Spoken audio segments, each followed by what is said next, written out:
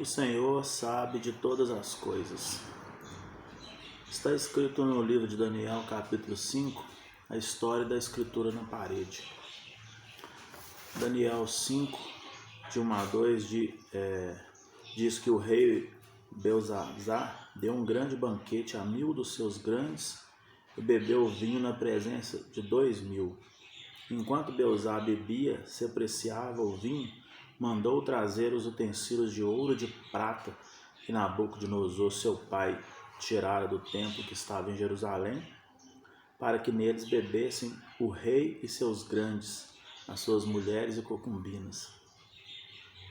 No 5 ainda diz que no mesmo instante apareceu uns dedos de mão de homens e escreviam defronte do candeeiro na caiatura da parede do palácio real. E o rei viu os dedos que estavam escrevendo. O rei agora, que herdara do seu pai o trono, Nabucodonosor, mudara o semblante e mandou que trouxessem os adivinhos, magos e dotados de conhecimento para interpretarem o que estava escrito. Mas não teve êxito. Porém, a rainha mãe disse ao rei sobre Daniel e de todos os feitos no tempo do seu pai, o rei Nabucodonosor. Então ele fez vir Daniel à sua presença e prometeu, como tinha prometido aos magos e aos outros adivinhos e sábios, tudo a nível de riqueza, ouro e prata. Porém, Daniel recusou a riqueza, E no versículo 5 a 17, apesar de recusar a riqueza, Daniel disse a ele. Então respondeu Daniel e disse na presença do rei: os teus presentes fiquem contigo e dá os teus prêmios a outrem. Todavia lerei ao rei as escrituras e lhe farei saber as interpretações. E está escrito que Daniel narra o que nós já estudamos no capítulo anterior e no vídeo anterior sobre o que houve com Nabucodonosor, seu pai, e que esse havia se voltado contra o Deus vivo, se ensoberbecendo, porque toda vez que você se ensoberbece, a vaidade fala mais alto, a ponto de você oprimir os que estão sobre as suas mãos. Era como se você estivesse voltando contra o próprio Deus. E ele, por isso, foi derribado do seu reinado até se retratar. E aí, quando veio a sabedoria sobre ele novamente, aí ele veio a ser restituído.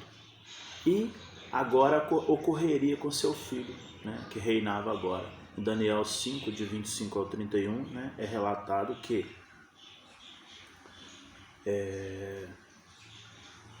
então da parte dele foi enviada aquela mão que traçou esta escritura. Esta, pois, é a escritura que se traçou. Aqui a interpretação de Daniel, Mene, Mene, Tekel e Parsim. Esta é a interpretação daquilo. Mene, contou Deus o teu reino e deu cabo nele. Tekel, pesado foste na balança e achado em falta. Pérez, dividido foi o teu reino e dado aos medos e aos persas. Então mandou Belzazar que vestisse Daniel de púrpura e lhe puseste cadeia de ouro ao pescoço e programasse que passaria a ser o terceiro no governo do reino. Naquela mesma noite foi morto Belzazar, rei dos caldeus. E Dário, o Medo, com cerca de 62 anos, se apoderou do reino. Ainda conta, uma das passagens mais famosas do livro de Daniel, que é o Daniel na cova dos leões. Então, Daniel 6, de 1 a 2, diz que pareceu bem a Dário, agora o rei que estava sobre os caldeus, quer dizer, Dário agora veio substituir o que tinha passado, porque o homem se levanta e cai como o trigo no inverno. Então pareceu bem a Dário constituir sobre o reino a 120 sátrapas que estivessem por todo o reino, e sobre eles 3 presidentes, dos quais Daniel era um, aos quais estes sátrapas dessem conta para que o rei não sofresse dano. É interessante que Daniel agora, né, que era um dos presidentes, e quando você às vezes se eleva ou você consegue algum posto, junto vem bônus, mas também vem ônus, porque sempre os homens, né, eles não tendem a reconhecer o feito e a capacidade do outro, né, e sim vem tentando puxar o tapete. Porém, Daniel, ele destacava assim por espírito excelente. Então os outros, eles tramaram contra ele, mas vendo que não prosperavam nisso, né, tramaram usufruindo, né, da vaidade do rei, de um rei, né, não esse, mas qualquer um que tem poder nas mãos, acaba que tem um pouco de vaidade. Então eles disseram a ele, né, faça um decreto, né, uma petição, que nenhum homem pode vir, né,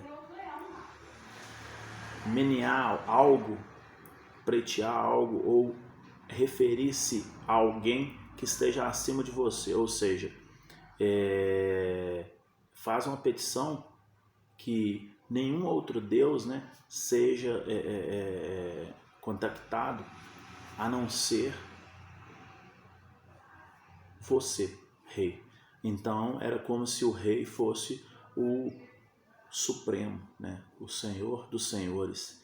E qualquer um que fizesse qualquer petição a algum Deus e não ao rei fosse lançado na cova dos leões. Então ele disse, né? Faça um decreto, e assim o rei fez a petição. Os homens dotados de poder também correm esse risco de serem meneados, de serem bajulados, né? E de serem levados às vezes ao erro, e depois se vê numa situação como o rei veio a se ver depois. Por quê? Ele disse, né? Porém, qualquer um que fizer qualquer petição a outro Deus e não ao rei, que fosse lançado na cova dos leões, né? E ao perceberem, né, que Daniel iria recorrer ao Deus, né, em orações, eles pegaram ele como se fosse uma falha e levaram isso para diante do rei. E o rei, por ter criado laços, né, com a sua lei de 30 dias, que ninguém poderia referir-se a ninguém, a não ser ele, né? E Daniel, ele estava orando, né, ao Senhor, então eles pegaram como se Daniel tivesse cometido esse delito e deixaram o rei numa situação indelicada. E assim, né, conseguiram que Daniel fosse lançado na cova dos leões, e o rei ficou aflito, né, toda a noite com o que foi forçado a fazer, mas se viu, né, porque a maioria dos reis, eles são frágeis nesse ponto. Eles acabam fazendo o que esperam que ele faça e não o que ele acha correto em fazer. Poucos reis fugiram dessa linha traçada, né, como o rei Salomão, e mesmo assim no fim ele ainda veio a falhar, né, com o que Deus disse para ele em relação às mulheres lá, que ele não deveria aproximá-las, né, delas, porque elas tinham outros deuses como Deus sobre eles, como Senhor sobre elas, né, e acabaram levando ele para se perder de certa forma. Então aqui ele fica aflito a noite toda, porém ao aproximar da nova manhã, né, ele vai aflito correndo, né, para ver o que tinha ocorrido com Daniel, que está relatado aqui no livro de Daniel 6, do 20 ao 23, que diz: chegando-se ele à cova, o rei, né, chamou por Daniel com voz triste. Disse o rei a Daniel: Daniel, servo do Deus vivo, dá-se aí o caso que o teu Deus, a quem tu continuamente serves, tenha podido livrar-te dos leões? Então Daniel falou ao rei: ó rei, vive eternamente. O meu Deus enviou seus anjos e fechou a boca dos leões para que não me fizesse dano, porque foi achada em mim inocência diante dele. Também contra ti, ó rei, não cometi delito algum. Então o rei alegrou-se sobremaneira e mandou tirar Daniel da cova. Assim foi tirado Daniel da cova, e nenhum dano se achou nele, porque crera no seu Deus. Decretando assim, né, o rei adorar somente o Deus criador de todas as coisas, inclusive dos leões, né? O Deus que criou os leões. Nós temos, depois dessa passagem no capítulo 7, né, o sonho sobre os 4 animais, que depois nós veremos uma relevância muito sobre isso lá no livro de Apocalipse, né, uma analogia muito interessante. E o livro de Daniel conta a visão de 4 seres, né, no capítulo 7, que representava 4 reis, sendo que este, como é comum aos homens, né, esses reis envaideceram, né, e o poder fez com que eles voltassem contra o Altíssimo e fizesse mal aos que obedeciam ao Senhor. Porém, o Senhor restabeleceria seu reinado, né? Em Daniel 7, de 26 a 27, é descrito isso aqui. Mas depois se assentará o tribunal para lhe tirar o domínio, para o destruir e o consumir até o fim. O reino e o domínio e a majestade dos reinos debaixo de todo o céu serão dados ao povo dos santos do Altíssimo. O seu reino será reino eterno, e todos os domínios o servirão e lhe obedecerão. Tem muito teólogo, né, que acredita na Babilônia, né, na época dos babilônios, depois vê os persas, e são reinados, né, são povos, né, que dominaram sobre tudo. Veio Alexandre depois, o chamado de o Grande, depois veio o seu posterior. Então, homens se levantam e caem como trigo no inverno, porém o Senhor é para sempre. E aqui, esses animais, né, como foram descritos aqui, eles representam esses seres que depois nós estudaremos com mais ênfase um pouco no Apocalipse, mas nada que nos demonstra, né, a sequência, né, do homem ao sair do exílio ali no Egito, depois conseguir chegar na Terra Prometida, o exílio para a Babilônia, depois todo o processo, né, de reis que viram e caíram, né, subiram e caíram por esquecerem, né, do Senhor.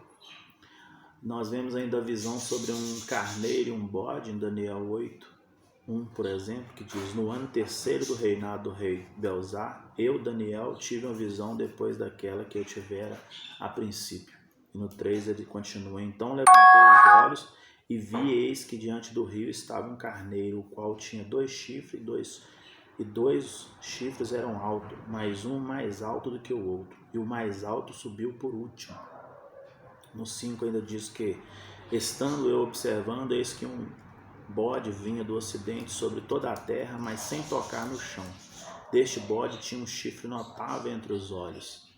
E no 14 diz que ele me disse: até 2.300 tardes e manhã o santuário será purificado.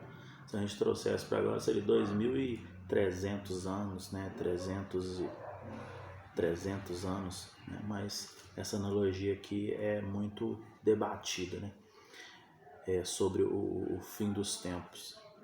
E no 14, né, ainda temos ainda que, no 14 nós acabamos de ler, né, no 16, e ouvi uma voz de homem de entre as margens do Ulai, a qual gritou e disse: Gabriel, dá a entender a este a visão. E aí diz que veio, pois, para perto de onde eu estava. Ao chegar ele, fiquei amedrontado e prostrei-me com o rosto em terra. Mas ele me disse: entende, filho do homem, pois esta visão se refere ao tempo do fim. Falava ele comigo quando caí sem sentido, rosto em terra. Ele, porém, me tocou e me pôs em pé no lugar onde eu me achava e disse: eis que farei saber o que há de acontecer no último tempo da ira, porque esta visão se refere ao tempo determinado do fim. Aquele carneiro com 2 chifres que viste são os reis da Média e da Mércia. Nós vemos que são coisas que já se cumpriram, né? Mas o bode peludo é o rei da Grécia, e chifre grande entre os olhos é o primeiro rei. O ter sido quebrado, levantando-se 4 em lugar dele, significa em 4 reinos se levantarão deste povo, mas não com força igual a que ele tinha. Mas no fim do seu reinado, quando os prevaricadores acabarem, levantar-se-á um rei de feroz catadura, especialista em intrigas. Grande é o poder, mas não por sua própria força. Causará estupenda destruições, prosperará e fará o que lhe aprover. Destruirá os poderosos e o povo santo. No 26, a visão da tarde e da manhã que foi dita é verdade. Tu, porém, preserva a visão, porque se refere a dias ainda muito distantes. Né? Então, coisas que se cumpriram e analogia a coisas que se cumprirão, né? Como os homens daquela época, né, e os reinos se levantaram contra o próprio Criador, os dias de hoje não são diferentes, né? E nós vemos a oração de Daniel pelo povo, em Daniel 9, 3, Daniel ora, né, clamando misericórdia do Senhor, reconhecendo que desde o êxito, né, do Egito, o povo sempre se voltava, né, contra o Senhor e contra seus preceitos e suas boas novas, né? Como nós, nos tempos de hoje, pois como Deus, né, Pai Criador, Ele só deseja que tudo, né, nos vá bem. Então, por isso, as boas novas, né? A Bíblia é as boas novas para que tudo se vá bem, né? Temos ainda a profecia das 70 semanas, em Daniel 9, de 24 a 27, né? Que diz: 70 semanas estão determinadas sobre o teu povo e sobre a tua santa cidade, para fazer cessar a transgressão, para dar fim aos pecados, para expiar a iniquidade, para trazer a justiça eterna, para selar a visão e a profecia e para ungir os santos dos santos. Sabe-se, entende, desde a saída da ordem para restaurar e para edificar Jerusalém até ao ungido, ao príncipe, 72 semanas, as praças e as circunvalações se retificarão, mas em tempos angustiosos. Depois das 72 semanas será morto ungido e já não estará, e o povo de um príncipe que há de vir destruirá a cidade e o santuário, e o seu fim será num dilúvio, e até o fim haverá guerra, desolações são determinadas. Ele fará firme aliança com muito por uma semana. Na metade da semana fará cessar o sacrifício e a oferta de manjares.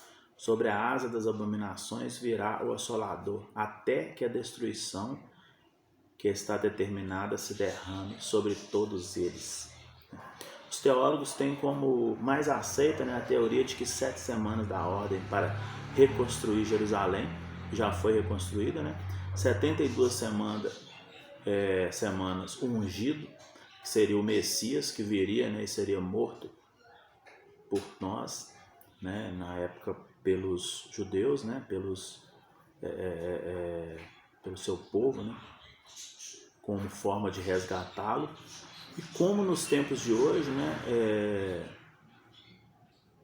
nós vemos, né, muitas guerras em Jerusalém, e naquela época, depois disso, veio, né, muitas guerras, e uma semana virá o governante, né, que ninguém sabe ao certo, são apenas teorias, mas nós vemos que algumas coisas já se cumpriram e outras estão ainda por vir.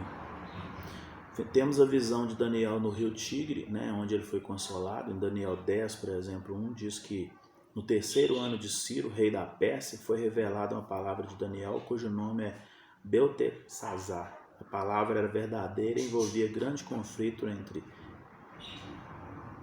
ele. Entendeu a palavra e teve a inteligência da visão. Do 5 ao 6 diz que levantei os olhos, no caso Daniel, né, e olhei, e eis um homem vestido de linho, cujos ombros estavam cingidos de ouro e puro de efaz. O seu corpo era como berilo, o seu rosto como relâmpago, os seus olhos como tocha de fogo, os seus braços e os seus pés brilhavam como bronze pólido. e a voz das suas palavras era como o estrondo de muita gente. No 13 ainda diz que sobre a consolação de Daniel, né? Mas o príncipe do reino da Pérsia me resistiu por 21 dias. Isso, esse ser, né, falando com Daniel. Porém, Miguel, um dos primeiros príncipes, veio para ajudar-me e eu obtive vitória sobre o rei da Pérsia. Isso aqui denota muito, né, no sentido do mundo espiritual. E no 20 ainda diz, e ele disse, sabe por que eu vim a ti? Eu tornei a pelejar contra o príncipe dos persas, e saindo eu, eis que virá o príncipe da Grécia. Analogia, né, ao que já foi cumprido e ao que está por se cumprir. A história é a mesma, né? O homem sendo resgatado pelo Senhor, como foi lá no Egito, o Senhor tendo o melhor e admoestando para que ele obedeça, porém ele se voltando contra o Senhor, novamente se dando mal, né? E o Senhor o resgatando.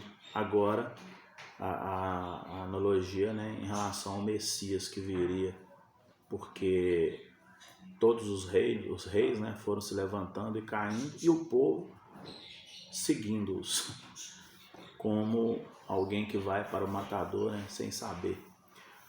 Nós temos aqui o rei do norte e do sul, em Daniel 11, de 1 a 5, por exemplo, que diz: mas eu, no primeiro ano de Dário, o medo, me levantei para o fortalecer e animar. Engraçado essa relevância, né, da palavra o medo, né, sobre esse reinado.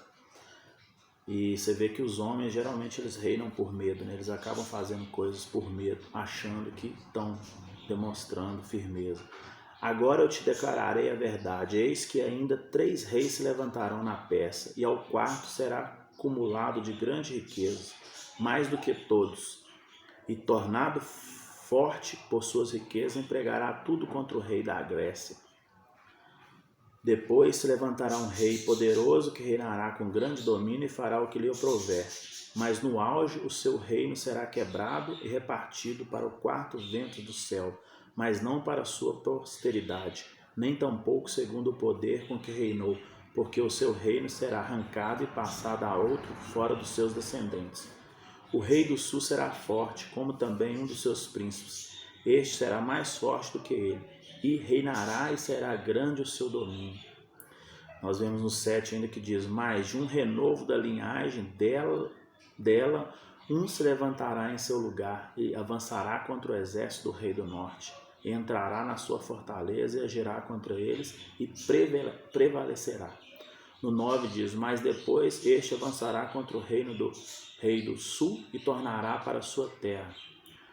No 41 ao 45 ainda diz que entrará também na terra gloriosa, muitos sucumbirão, mas do seu poder escaparão estes, Edom e Moabe, e as primícias dos filhos de Amon. Estenderá a mão também contra as terras, e a terra do Egito não escapará. Apoderar-se dos tesouros de ouro e de prata e de todas as coisas preciosas do Egito. Os líbios e os etíopes os seguirão, os etíopes, né, os seguirão.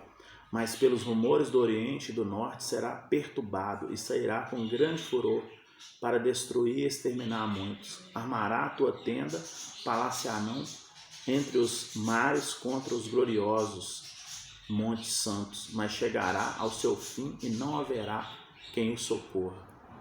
Então temos a mística, né, dos homens empoderando, tramando, caindo, né, como o trigo no inverno, pois só o Senhor pode todas as coisas. E ele levanta e abate, né, também os soberbos. E aí, finalmente, nós temos o tempo do fim, Daniel 12, de 1 a 3, que diz, nesse tempo se levantará Miguel, o grande príncipe, o defensor dos filhos do teu povo, e haverá tempo de angústia, qual nunca houve, desde que houve nação até aquele tempo, mas aquele tempo será salvo o teu povo, todo aquele que for achado escrito no livro. Muitos dos que dormem no pó da terra ressuscitarão, uns para a vida eterna e outros para a vergonha e horror eterno. Os que forem sábios, pois, resplandecerão como o fulgor do firmamento, e os que há muito conduzirem a justiça, como as estrelas, sempre eternamente. No 10 ainda diz que Muitos serão purificados, embranquecidos e provados. Embranquecidos e provados. Mas os perversos procederão perversamente, e nenhum deles entenderá, mas os sábios entenderão. E no 13 finaliza com: tu, porém, segue o teu caminho até o fim, pois descansará e ao fim dos dias se levantará para receber a tua herança. Dizendo respeito a Daniel e a todos aqueles, que aceitaram as admoestações do Senhor e educarem-se, porque todos os homens são falhos, mas o Senhor é de uma natureza imputável. E as boas novas vêm para fazer com que o homem vá bem. E assim nós finalizamos o estudo do livro de Daniel.